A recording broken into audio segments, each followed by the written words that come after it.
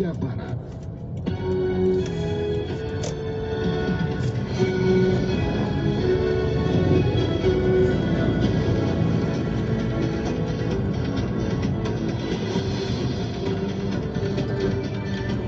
Selamat pagi pendengar, dari lantai 7 Medan Merdeka Barat Padang 5 Jakarta, inilah Radio Republik Indonesia dengan Warta Berita.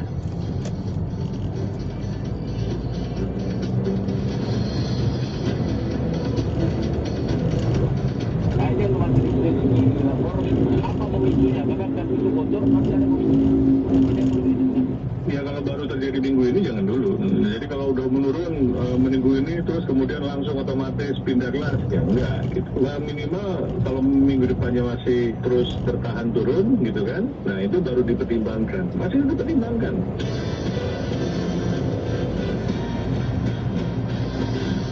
Sari berita pagi hari ini, dugaan sementara jatuhnya lift barang dan ambruknya plafon pada salah satu bagian Mall Margo City Depok karena adanya kebocoran di pagas. Sementara itu, zona merah COVID-19 di DKI Jakarta semakin berkurang, diharapkan untuk tidak terburu-buru melonggarkan aturan atau menurunkan level PPKM saat ini. Inilah warta berita selengkapnya hari Senin 23 Agustus 2021 bersama saya Rizky Rustarto.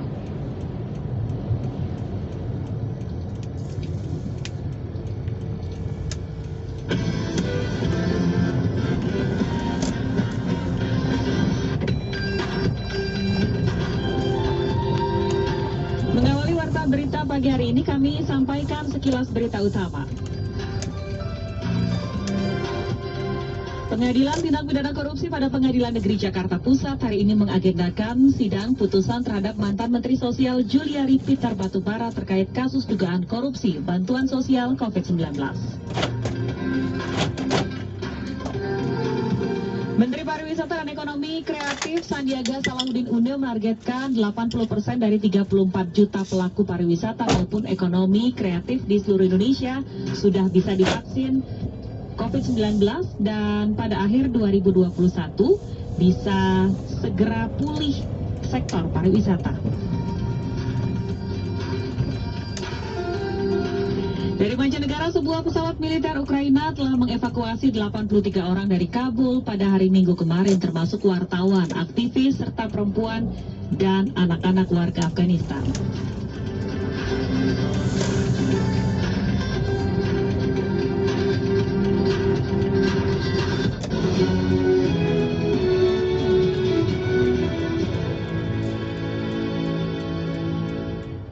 Kepolisian menyebut dugaan sementara jatuhnya lift barang dan ambruknya plafon pada salah satu bagian Mall Margo City Depok, Jawa Barat karena adanya kebocoran di pagas. Informasi selengkapnya akan kita simak bersama Alfred Stuter. Jadi saya nyatakan sekali lagi, tidak ada ledakan bom.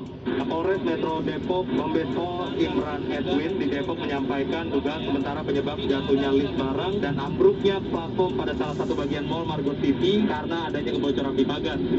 Kondisi ini menurutnya memberikan kerusakan lanjutan pada lift dan plafon di lantai 3 hingga ambruk. Meski demikian, ia menegaskan ini masih dugaan sementara sebab penyelidikan masih terus dilakukan. Satu ruang untuk padat sehingga kayaknya masih ini lapor apa pemicunya, karena gas itu bocor masih ada pemicunya. Ini yang belum ditemukan. Sementara itu, satu orang dilaporkan meninggal dunia dalam peristiwa ini. Imran saat di lokasi mengonfirmasi hal tersebut dan menyebutkan korban ini merupakan karyawan salah satu tenan roti di Margo City Mall. Dari 11 korban tadi malam ada satu korban atas inisial M, karyawan Eko, pukul 03.30 meninggal dunia.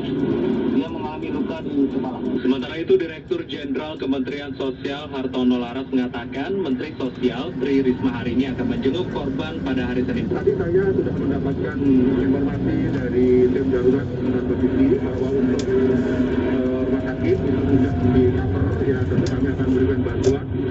Insya Allah nanti Ibu Menteri Sosial Bu Ketua ini akan mencoba hari Senin mungkin atau dari kata itu, Imran menegaskan ledakan yang terdengar saat peristiwa terjadi bukanlah bom atau aksi terorisme. Ia pun meminta agar masyarakat menunggu hasil lengkap dari uji laboratorium forensik yang kini tengah dilakukan kepolisian. Dari Jakarta, Alfred Stuter, Pro 3 RRI.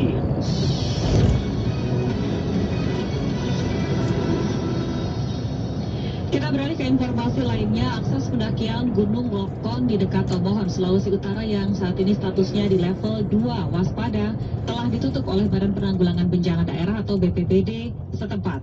Penutupan juga ditandai dengan spanduk berisi informasi peringatan bahaya erupsi yang dipasang di beberapa titik. Spanduk ini juga tertulis rekomendasi pos pemantau Gunung Api Lokon dan Mahawu agar tidak ada aktivitas dalam radius 1,5 km dari Kawah Tompaluan. Sekretaris Daerah Kota Tomohon, Edwin Tori, mengatakan pemerintah kota akan menindaklanjuti rekomendasi tersebut dengan melakukan pengetatan di akses menuju Gunung Lokon. Sebelumnya, Pusat Vulkanologi dan Mitigasi Bencana Geologi atau PVMBG Kementerian SDM sudah mengingatkan warga agar tidak mendekati kawah karena terjadi peningkatan gempa-gempa dangkal yang disebut dapat memicu letusan gunung berapi.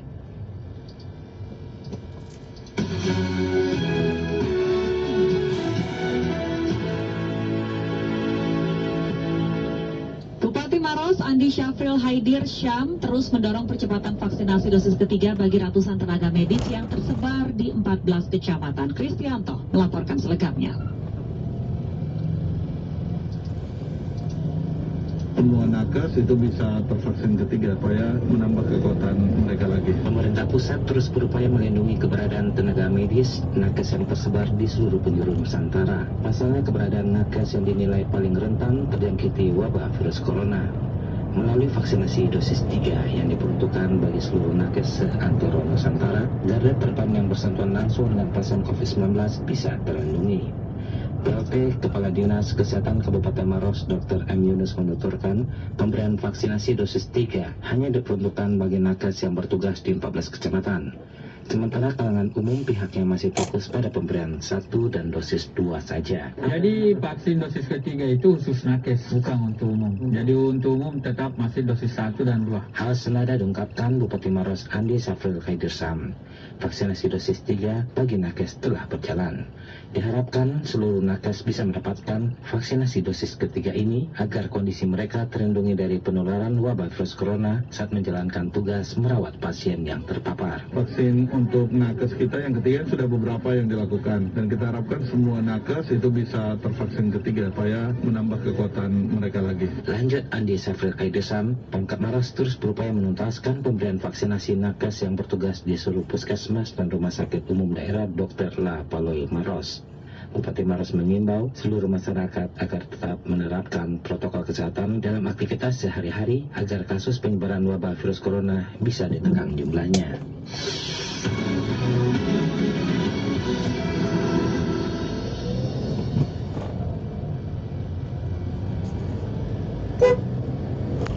Pemerintah Kota Banjarbaru memperpanjang kegiatan dapur umum untuk warga yang sedang menjalani isolasi mandiri akibat terpapar COVID-19. Setiap harinya tidak kurang dari 500 porsi makanan siap saji dibagikan kepada warga di sana.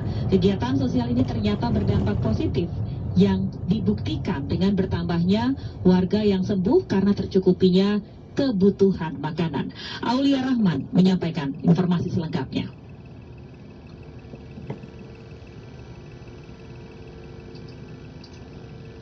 Jumlahnya sangat tinggi, 180 yang isoman ya. Maka sekarang yang 180 terus 175, 175. Pemberlakuan pembatasan kegiatan masyarakat PPKM level 4 yang diperpanjang juga diikuti kegiatan dapur umum di Kota Banjarbaru. Sekretaris Daerah Kota Banjarbaru Said Abdullah mengatakan, pemerintah Kota Banjarbaru memutuskan untuk memperpanjang kegiatan dapur umum dengan tujuan membantu memenuhi kebutuhan makanan bagi warga Kota Banjarbaru yang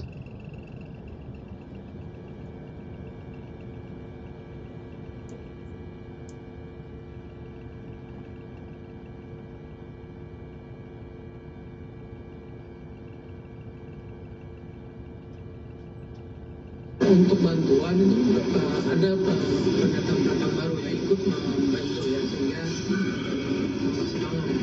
beragam pendanaan yang sementara itu pedagang kelurahan Ketemanggi Surowo mengatakan adanya pos gerakan penulisan di tiap kelurahan untuk distribusikan makanan siap saji dari dapur umum dinas sosial.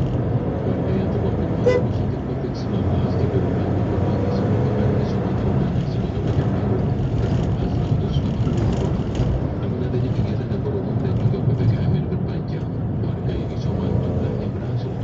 jumlahnya sangat tinggi, 180 yang isoman ya. Maka sekarang yang 180 terus 175 terus 160 itu betul.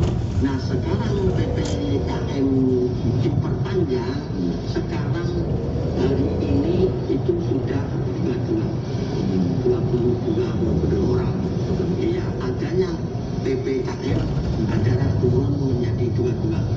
Ini 22 insya Allah nanti minggu belakang sudah menang lagi, sudah selesai isoman. Berdasarkan data Dinas Sosial setempat, jumlah warga yang menjalani isolasi mandiri sebanyak 559 orang, tersebar di 20 kelurahan di 5 kecamatan, dan setiap harinya mereka mendapatkan jatah bantuan makanan siap saji.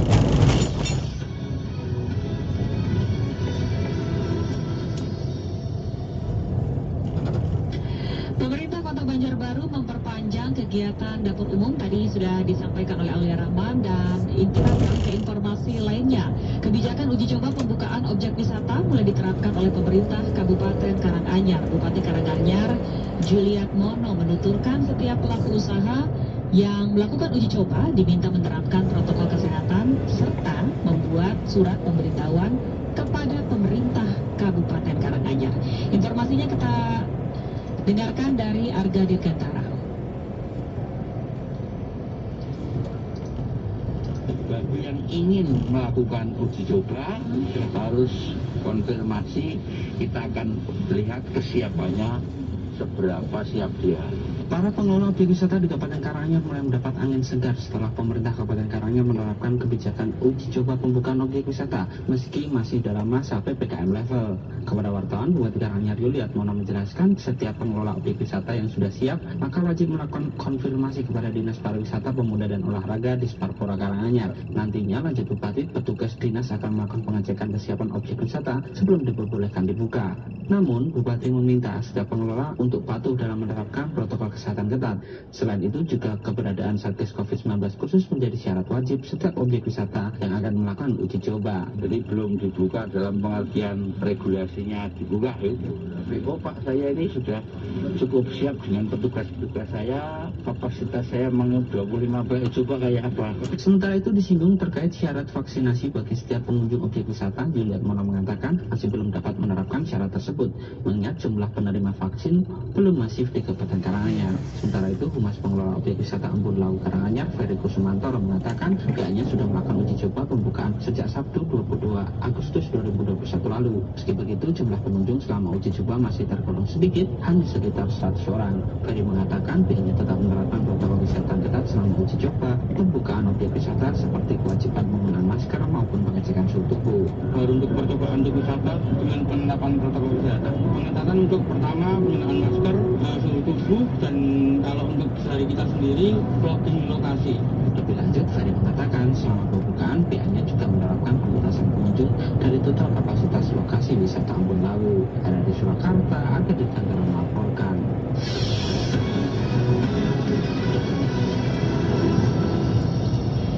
Terima kasih Anda masih menyimak Warta Berita Produksi Pusat Pemberitaan Programa 3 Radio Republik Indonesia.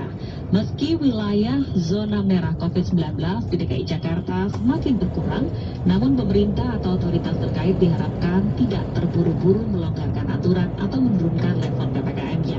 Selain itu, pelonggaran aturan harus dilakukan bertahap, disesuaikan dengan status daerah terkait. Informasi ini kami hadirkan dalam sesi laporan khusus bersama Nia Abdul Loli. Laporan khusus. Laporan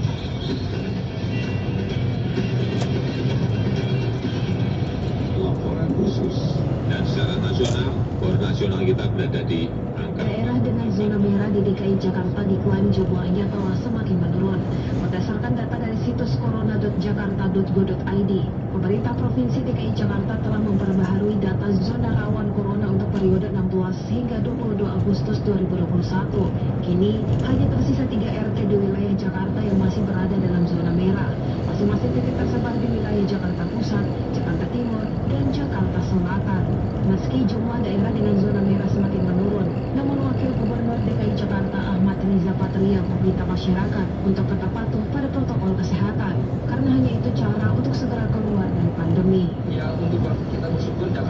beberapa waktu lalu sudah memasuki zona hijau. Ya tidak ada pilihan tadi seperti sampaikan seluruh warga Jakarta sebaiknya tetap berada di rumah, tidak keluar rumah, kecuali yang penting dan genting, apalagi yang di bawah 9 tahun, di atas 60 tahun tetap berada di rumahnya dan laksanakan protokol kesehatan secara disiplin, bertanggung jawab untuk PPKM level 4 secara patuh, taat, disiplin dan bertanggung jawab. Tidak ada pilihan lagi sampai betul-betul virusnya hilang. Menurunnya jumlah daerah yang tergolong dalam zona merah memunculkan pertanyaan, inikah saat yang tepat bagi DKI Jakarta untuk melonggarkan aturan PPKM yang berlaku? Epidemiolog Universitas Indonesia Pandu Riono pun menyebut, meski jumlah daerah di zona merah di DKI Jakarta semakin sedikit, tapi pelonggaran aturan tidak bisa langsung dilakukan. Perlu ada jeda waktu untuk melonggarkan aturan yang ada. Ya kalau baru terjadi minggu ini jangan dulu, ya kan? Jadi kalau udah menurun minggu ini terus kemudian langsung otomatis pindah kelas, ya enggak gitu. Nah, minimal kalau minggu depannya masih terus bertahan turun gitu kan, nah itu baru dipertimbangkan. Masih dipertimbangkan. Jadi kita tidak mau lagi bocor atau terlalu cepat menurunkan kelas akibat angka-angka statistik tadi, karena kita harus yakini betul bahwa angka-angka statistik itu merefleksikan kondisi yang sebenarnya. Kita nggak boleh terlalu euforia, wah turun dan sebagainya. Dan apalagi kalau kita masih indikator lainnya belum terpenuhi, misalnya indikator penduduk yang pakai masker masih belum meningkat, ya kan, kemudian juga vaksinasi yang masih rendah. Ini yang harus dikejar. Jadi kalau wilayah tertentu mau diturunkan kelasnya, mereka bukan hanya bekerja keras untuk menurunkan kasus penularan, tapi juga harus bekerja keras untuk mendorong berkomunikasi dengan penduduk, edukasi supaya patuh penduduknya, dan kemudian juga vaksinasinya harus terus ditingkatkan supaya banyak penduduk terlindung dengan adanya vaksinasi ini. Pandu menambahkan, jika ingin melonggarkan aturan PPKM yang tengah berlaku, setidaknya harus ada persyaratan tertentu yang diberlakukan. Hal ini untuk mengantisipasi pelonggaran aturan serentak yang justru dapat memicu penambahan kasus baru. Ya, pelonggarannya turun kelas. Mungkin ada beberapa wilayah yang sudah siap. Itu beberapa wilayah misalnya bahwa kegiatan publik mulai diaktifkan bila ada persyaratan, bila sistem pendeteksian aplikasi Peduli dan Lindungi sudah terlepas.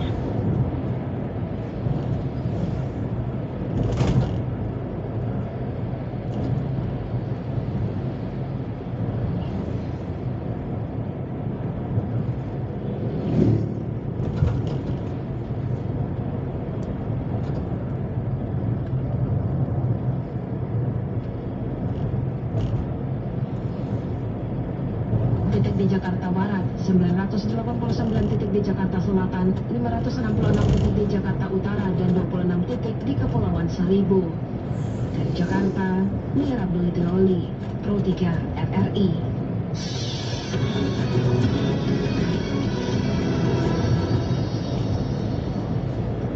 Jumlah daerah dengan zona merah di wilayah DKI Jakarta semakin berkurang. Hari ini merupakan hari terakhir penerapan PPKM level 4. Lantas, perlukah PPKM level 4 di DKI Jakarta diturunkan levelnya dengan kondisi mayoritas daerah yang semakin banyak keluar dari zona merah? Berikut tanggapan masyarakat.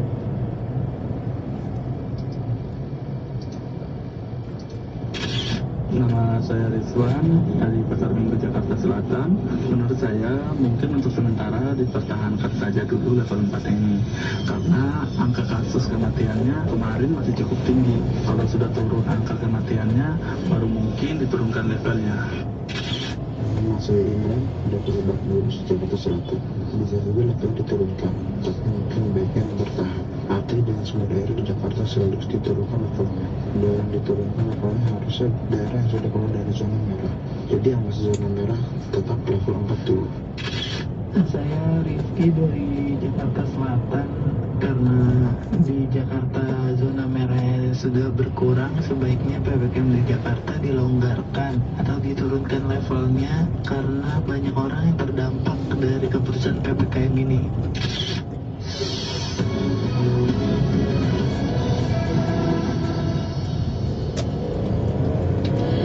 Pendengar, hari ini tanggal 23 Agustus adalah batas waktu PPKM. Publik menunggu-nunggu apakah PPKM akan berakhir atau levelnya saja yang berubah, terutama DKI Jakarta sebagai wilayah dengan keberagaman aktivitas aktivitas warganya. Komentar pagi hari ini akan menyoroti hal tersebut disampaikan oleh redaktur senior kami, Widi Kurniawan.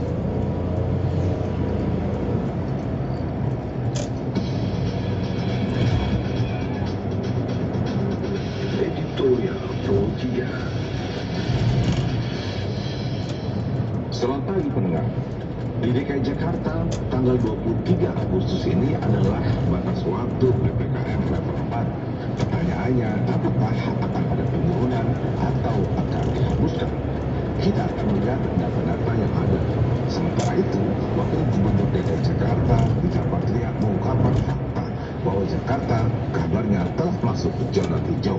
Bagaimanapun ini adalah jelas apresiasi kepada pemerintah, jajaran TNI Polri, serta terutama dokter, perawat, dan tenaga kesehatan lainnya. Menurut Wakil Gubernur DKI Jakarta, Richard Patria, COVID-19 di DKI Jakarta memang menurun. Kasusnya per kemarin adalah 703 kasus. Sejauh ini, warga telah menerima 9,3 juta dosis pertama dan 4,7 juta dosis kedua vaksin COVID-19. Sedangkan jumlah penduduk di DKI Jakarta per tahun 2020 adalah 10,5 juta. Anggaplah sekarang meningkat menjadi 10,8 juta. Artinya, klaim herd immunity di DKI Jakarta dapat diperhitungkan. Menurut epidemiolog, herd immunity terbentuk dengan jumlah divaksin 70 hingga 90% populasi. Jakarta berarti memang sudah masuk di antaranya. Namun, tetap tidak boleh lengah. Vaksinasi tahap kedua perlu dilakukan karena masih ada 50%-nya yang belum. Karena itu, klaim Jakarta zona hijau harus hati-hati dan tidak terburu-buru. Disisir dulu hingga tuntas. Demikian komentar, selamat pagi.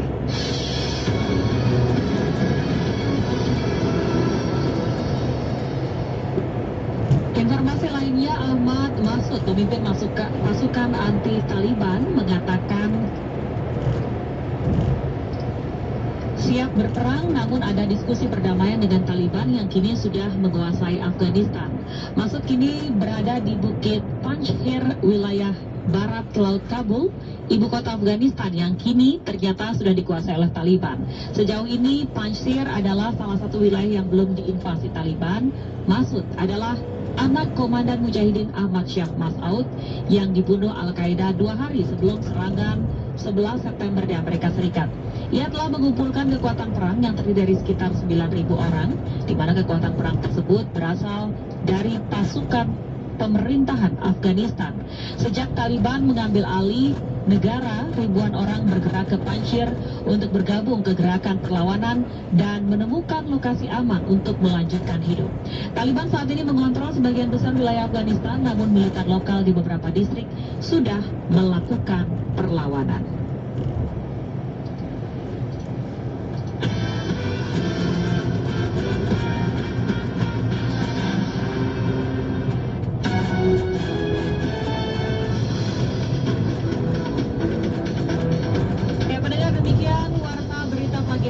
Kami harap Anda tetap bersama kami karena kami masih punya sejumlah informasi lainnya, termasuk di hari ini adalah hari terakhir penerapan PPKM level keempat. Apakah akan diturunkan levelnya atau seperti apa perkembangannya? Kami hadirkan terus dalam Indonesia Menyapa Pagi.